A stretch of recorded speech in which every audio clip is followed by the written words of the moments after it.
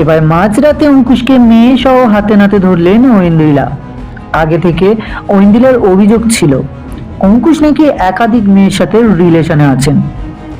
তবে এই বিষয়টি কখনো বাড়াবাড়ি পর্যায়ে যায়নি। তবে এবার অঙ্কুশকে হাতে নাতে ধরে কথাটি সত্য প্রমাণ করলেন ঐন্দ্রিলা। যে ভিডিওটি বর্তমানে নেট দুনিয়ায় ভাইরাল, এমনকি এই নিয়ে সমালোচনা করছেন নেটিজেনরা। তাদের মধ্যে একজন বলেছেন, ছি ছি দাদা, অবশেষে একই দেখলাম।